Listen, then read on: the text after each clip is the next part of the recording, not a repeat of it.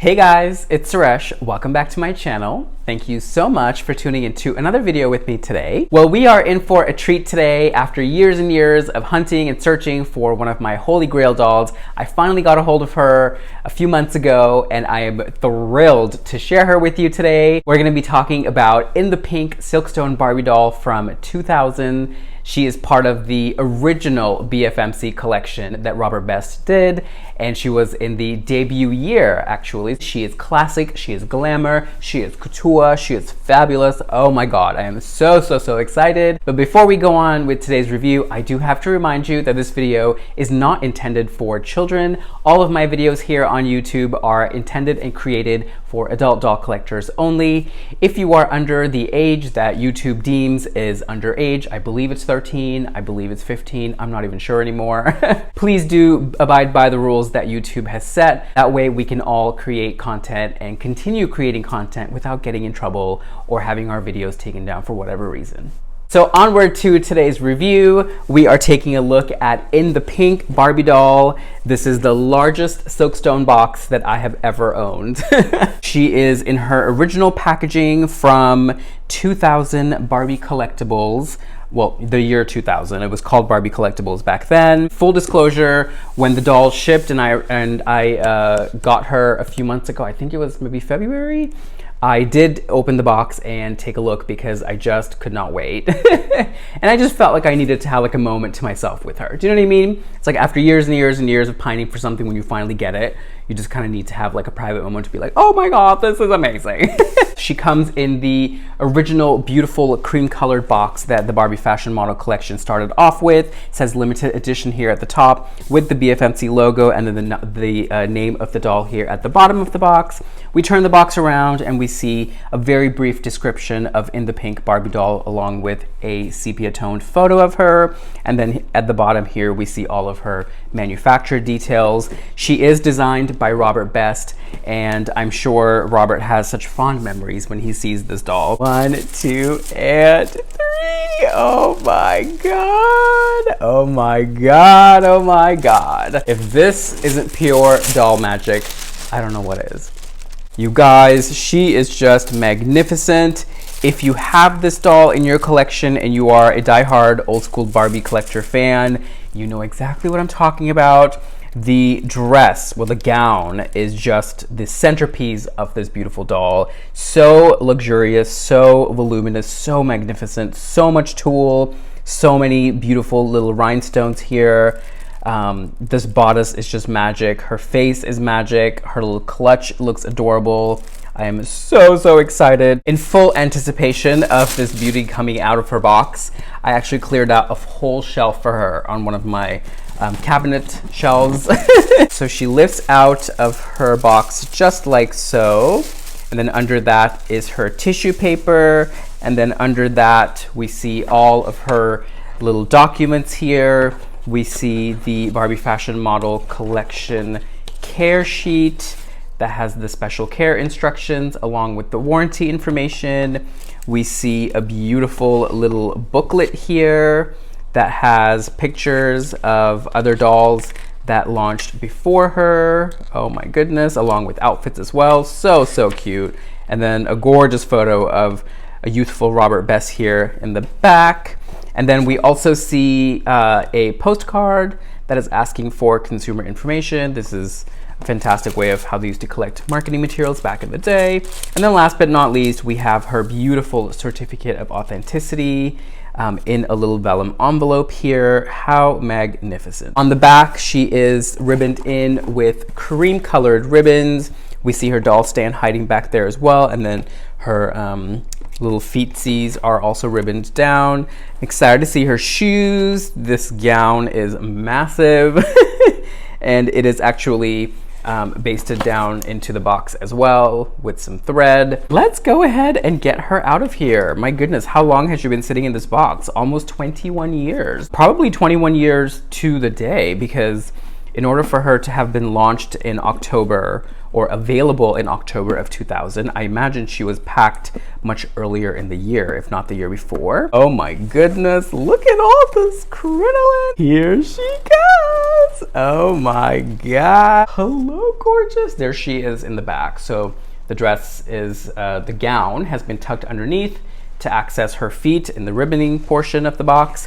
That is what the box looks like when she comes out of it. Everything just kind of has a bit of a yellowish tinge to it, which is kind of what happens over time with these components. I'm gonna leave the stand in the box, but it does look like an original Barbie weighted stand here.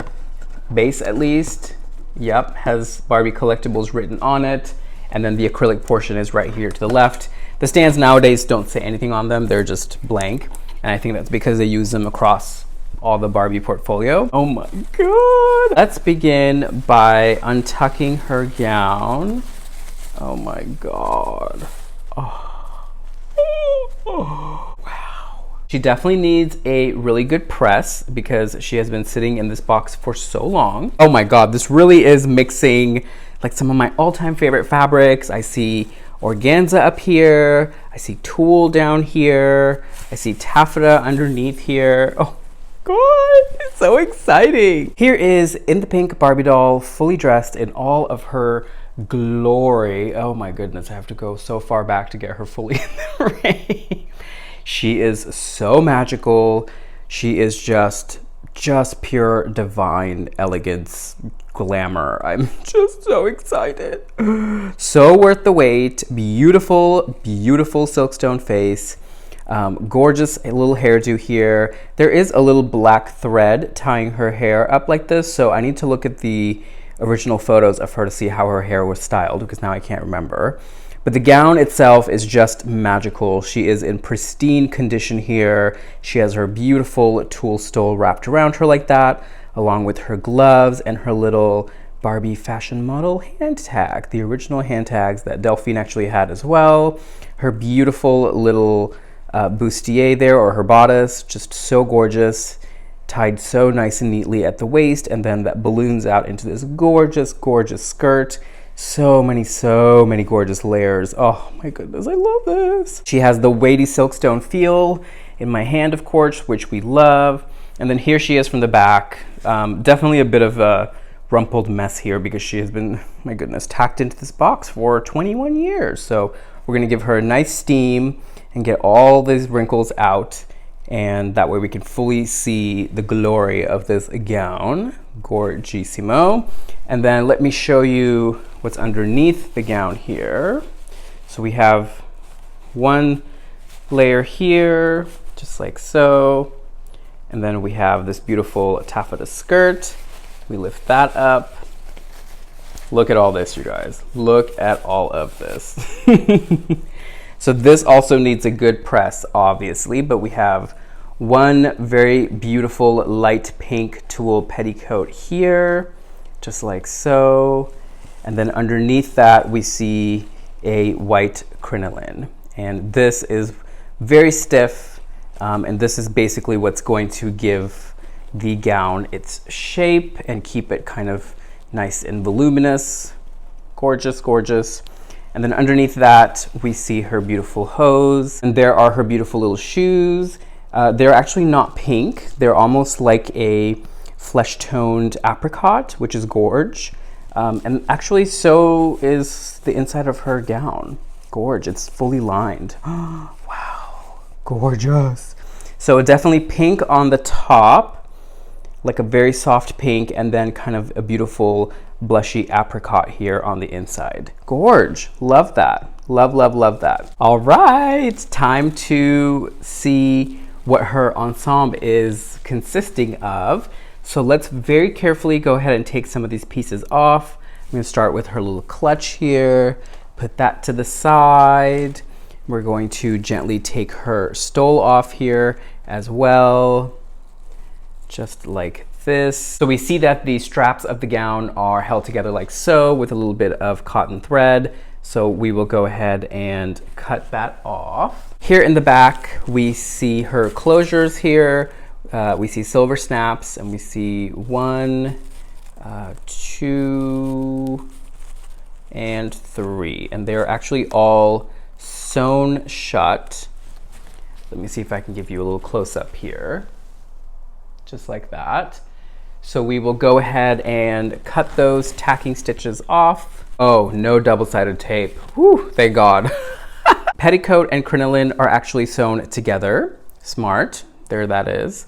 Sure, on camera it probably just looks like a big white mess, but there is the gown without any of the underskirts and the crinolines. You can see it definitely lays a little bit differently, a little bit more lifeless, shall we say, but it has a beautiful look all the same.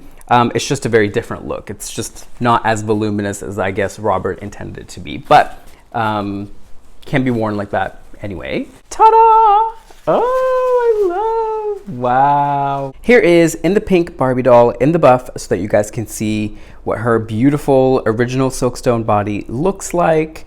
And she has the one straight arm, one hand on her hip configuration, which was a very popular configuration in the earlier days of this collection. Delphine herself has this exact same hand positioning, so I love that. Her face is absolutely gorgeous. She has the original nostalgic face mold, beautiful blue eyeshadow, lots of different colors blended in there, and then she also has the double wing. Again, very similar to how Delphine had her eye makeup done as well. Slim, elongated eyebrows in a gentle brown color with some white highlight underneath that as well, kind of like a pearlescent white. We see a little beauty mark. We see soft pale lips, and then soft pale pink blush as well. And then she also has earrings, the little pearls that look like they're fastened in with push pins almost, or dressmaker pins. I want to say this is actually what Delphine had as well. I think she did, yeah. And they do not come off. These were cemented into their ears. And then she has a beautiful brown coiffed hairdo here, short right underneath her chin. It really shows off the dramatic nature of her ensemble. It feels very soft. There's not a lot of product in there. I just have to undo this little black thread right there and release that down because the hairdo is kind of supposed to just frame her face ever so gently. Again, her and Delphine both have short coiffures, and I believe that's to really show off the ensemble. And back in the old days, like the 50s, when they showed couture, the models generally had shorter hair that was either pulled up or clipped kind of right here at the chin. That was the style of the day, the style du jour. And then we are scrolling down to see her beautiful little hands here, beautifully sculpted. Oh my God, I just love Silkstone hands so much. And then she has her little manicure as well, similar in color to her lips. I decided to leave her hand tag on. I'm not entirely sure why, because I generally take these off, but I just kind of thought it was pretty, so we're gonna leave that on for now. There's one of her gloves on her, gorge. It's kind of a nice translucent fabric, so we can see through to her beautiful hands. And then there are her pantyhose. They are kind of in a soft white pearlescent kind of color. They have the line going down the back there, just like so. And there are her little shoes. We've definitely seen these shoes before in other shoe packs, and earlier Silkstones in the BFMC collection had these shoes as well. I believe Delphine has these exact same shoes, but in blue, although hers I think is like a sandal version, which exposes her toes. Let's go ahead and take one of them off so we can see, oh, rubber band just broke. There we go. Showing the age of this packaging for sure. And then there are her little toes. She has a pedicure as well, of course, so we love that. Let's put her little Mary Jane style heels back on. They are a very firm shoe. Like, they don't feel as squishy as modern day Barbie shoes do. They feel much more rigid in its construction. I feel like I have these in a million colors from like various shoe packs and stuff over the years, right? So that's that. And then here she is from the back. She has the gorgeous traditional Silkstone body, which I love and miss so much. That very much of a V formation coming down to her waist, which would look like, you know, what she would look like if she had a corset on. So that is that. What does the copyright says? 1991 to 2000. All right, wow. Love, love, love. There is a close-up of her little hand tag. That's the back, and then that is the front. It says Barbie Fashion Model Collection on it. Gorgeous. In terms of articulation, these dolls obviously are not meant to be like super articulated. She has movement here in her arms, up, down. They don't really go out. She of course moves her head just like so. She moves this arm as well. Looks like she could be giving you a salute. It's like, aye aye, Captain. And then her waist does move just like so from side to side. And then you see here through her hose that her legs do kick up and go out to the side just a little bit, but nothing else, no bending or anything of the knees. I actually tend to love these non-articulated dolls. I know that many people in the collecting world today despise this because they think it's too boring and too static and blah, blah, blah. I think there's such a beautiful charm to this, and I absolutely love it. Here is In The Pink's piece de resistance, just magnificent. I would say probably one of my most favorite gowns I have ever reviewed here on my channel. Probably right up there with Delphine's gown, which was also glorious. It has such gorgeous movement to it. It is so massive and so huge. It reminds me a lot of what Anna wore, Mrs. Anna in The King and I, kind of like the old Victorian style of ball gown. Just glorious. Let's take a closer look at it here. There are a few different components coming together to create this gown. We of course see the bodice there with the very gentle dropped waist. We see a little sash tied around her waist with a little pre-made pink bow. The bodice itself is made of a very pale pink taffeta. And then here in the bust portion, we see an organza overlay going all the way across. We see a beautiful little sweetheart neckline here with straps that are so neatly done. I mean, look at that construction, you guys. Are you gagging? And then on top of that overlay, we see lots of beautiful little beads. It's actually a sequin and a bead combination. Let me see if we can get that in focus. There we go. So if you look closely, they are pink and silver sequins, or little disc-like, sequin-like little pieces of materials, and then a bead on top of that. So that is really cool. It gives a very multifaceted gradient effect, which I just absolutely adore and love and find quite inventive at the same time. So I love that. Beautiful, just gorgeous. Wow, wow, wow. And then in the back here, we see her fastenings. There are 3 silver snaps there, heavy duty silver snaps. They are sewn in relatively nicely. And then once we open up that bodice portion, there we go. This is the inside. Beautiful craftsmanship. Unfortunately, not like what at all we see these days. We see all sorts of detailing here. In the bust portion, we see more of that taffeta coming around to provide the cups and the straps. Gorgeous. And then we see what looks like a bit of like stabilizer fabric here in the waist area and right above the waist to kind of give it some rigidity. It feels nice and stiff, so that is wonderful. Look how neat the 2 pieces are coming together here. How gorgeous, right? So that is connecting the drop waist portion, that yoke right there, with the top of the bodice. And you even see those little slits. Those are called notches, and that kind of enables the fabric to turn around her waist without it bunching. So that is really beautiful. I love that. I want to say there's actually like a little bit of netting here. That's what it looks like a little bit of netting, net lining over the stabilizer. So that is so cool. I love that. I don't love this right here. This is generally like a serge stitch, an interlock stitch that's used to kind of seal off raw edges from unraveling, but I feel like that could have been folded in. I see why they did that, because when you do this, you don't see anything. And then this, of course, is folded in, just like so. Not easy to do, so I do appreciate that. Let's drop down to the skirt portion here. Do we see that volume that is ruched in here? Gorgeous, gorgeous. So yes, the skirt portion is 2 layers.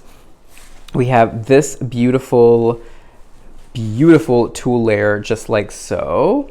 It's a big circle skirt pattern piece, and then there are just rows and rows and rows of little ruffles added to that. So that's beautiful. We have 1, 2, 3, 4 rows of that ruffle detail on top of that, and then underneath the ruffles we see more of that beautiful beading detail. The same as what we saw on the bodice. They are little sequins sitting underneath a translucent bead, and that is just kind of giving this shimmery little effect. And then we do see some loose beads as well, kind of in pale pink colors, it looks like. Do we see any other colors? Nope, just that pale pink one. Gorgeous, glorious, so beautiful. I love that. Definitely a very soft pink effect. The end is finished off relatively nicely, not super neat, but it looks neat when it's on the dress and it's on the doll, so that is appreciated. The underside of this is to be expected. I mean, it's nothing, you know, like, oh my god, amazing, but it is done nicely. And the nice thing is, when this is sitting on top of the taffeta, you don't see the thread that's connecting all of these beads together. See? Just kind of vanishes. So that's gorge. Love, love, love. We then see a smattering of these little beads and sequins up here at the very top as well. Gorgeous. And then the skirt portion looks just like this. It almost has a bit more of like a soft apricot look to it. So that combined with the pink, I think, is giving us that kind of peachy, creamy pink color, which I love. The skirt itself also is a large circle pattern, just like so. Wow, beautiful. And then it too is lined with a soft apricot color net fabric, just like so. Gorge. Oh, love this. There's her little Barbie Collectibles tag. Love that. Yeah, the construction on this is beautiful. I love how this hem is finished off. It's tucked underneath, so you don't see any sort of stitching and sewing there, which is how it should be done, even in human-sized clothing. This too needs a beautiful press, a good press to make it nice and glossy and glowy again. But yeah, such a gorgeous piece. I have been dying to get my hands on this doll for so many years to see what the gown looks like. So definitely does not disappoint. I'm very excited to have her. Here is a close-up of her petticoat and crinoline together, and I think to most people this just probably looks like a jumbled mess. However, there is a purpose to this, and once this is ironed out and steamed out, it will look so much better. But the whole point of this is to help keep the gown in its voluminous form. The underlayer here is a very stiff net-like fabric. It's what's referred to as a crinoline generally. It's very stiff. This is how human-sized clothes were constructed as well, and this is what the underskirt sits on top of, and that also is used to give the skirt some shape. This often would be seen when the gown lifts up a little bit, so it's beautiful that it's has this little frill to it, and that's kind of why it's a bit more decorated than the crinoline is. And the crinoline looks like it's in a white fabric, and the underskirt petticoat portion is like in a soft pale pink, a soft pale pink tulle. Feels much softer, more like what the top layer of her gown is like. And yeah, it's an elastic waistband here, so easy to get on and off. There's a bit of a yoke around here as well, so that it drops right at her hips. Yeah, simple but well made. I love it. Here is a close-up of her beautiful little clutch. It's in the same taffeta fabric that her bodice is made in. It has one little sequin and bead there in the center. It does not open or close, and the construction is relatively simple. It looks like it's lined in a little bit of that netting fabric as well, just to give it a little bit more heft. Very simple, but very sweet in its delivery. It definitely has like a very handmade but very sweet and intentional handmade feel to it, and I adore it. Here is her long tulle stole. It's nothing fancy. It really is just one piece of fabric that is cut in a rectangle, a long sheet here, and it needs a very good press. When it's pressed, in my experience, it feels a bit softer and definitely looks much nicer. And then it's just kind of wrapped around her arms. Just kind of adds to that overall frothy feeling, you know? So there we have it, guys. This is the glorious In The Pink Silkstone Barbie doll from the 2000 BFMC collection. 2000 as in the year 2000, not number.